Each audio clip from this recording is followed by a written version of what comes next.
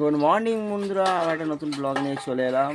আমি রান্না চালায় বসে আছি, তোমাদের বৌদিমণি রান্না বসিয়ে ফেলেছে। আর আমার সামনে যে বৃষ্টি সোনা। তো কালকে আমরা মাসির বাড়ি গিয়েছিলাম। কালকে রাত্রি কটায় ফিরলাম? 7টা, সাড়ে 7টা, ওই 7টা। হ্যাঁ, 7টা হবে না, কারণ ওখানে 6:20-তে ট্রেন ধরেছি। সাড়ে 7টা।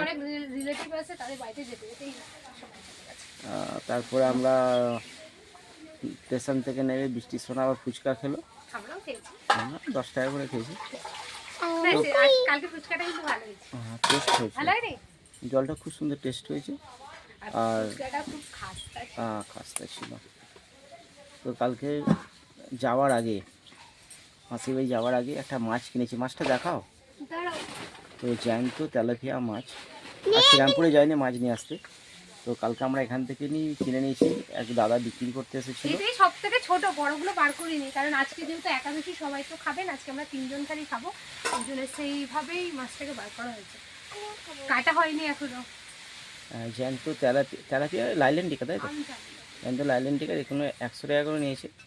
দুটো 1 কেজি। 100 টাকা নিয়েছে, দুটো 1 কেজি থেকে নিয়ে আসা হয়। হ্যাঁ, চারটে মাছ হয়েছে দুটো। হ্যাঁ, চারটে 2 কেজি, 200 মতন হয়েছে টোটাল। 100 টাকা 1 কেজি নিয়েছে। আর যেখান থেকে নেওয়া হয় সেখানে হলে একটু কম। বৃষ্টির সময় কাজে লেগে পড়েছে। মাছটা কি করে? সরষে বাটাতে ঝাল করে? দেখি সরষে বাটা দিয়ে করলেও হয়, আবার নাহলে করলেও ভালো লাগে। যে কোনো একরকম করতে হবে। যে তোমরা তো খাবে, তোমরা বলো কি করবো। আমার খাওয়ানোর কথা, যা ঝোল হোক ঝাল হোক, খাওয়ানোর কথা। বেগুনটা নিয়ে এসছে, ইয়েতে দেবো। বাবু বলেছিল বেসন দিয়ে সেই বেগুন দিয়ে অনেকটা পেঁয়াজ দিয়ে ঝাল করলে খেতে ভালো লাগে। আর আমাদের গাছের বেগুনগুলো হয়েছে মানে একটু অড টাইপ। চাঁড়াকুলি বেগুন তো খেতে ভালো, কিন্তু দেখতে কেমন? তোমরা কমেন্ট করে বলো কেমন দেখতে। ওই ঘরটা আবার পরিষ্কার করতে হবে, যে ঘরটা ভাড়া দিই। ওই ঘরের ভিতরে আবার 200 পিস মাল আছে। ওই মালটা বের করতে হবে, কারণ একটা ভাড়া আসার কথা আছে।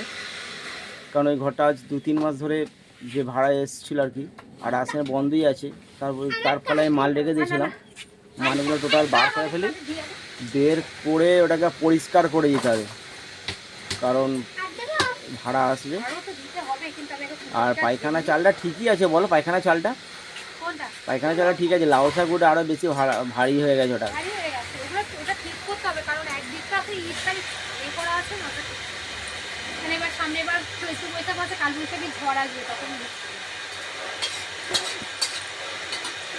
তো কি কমপ্লিট হয়ে গেল রান্না?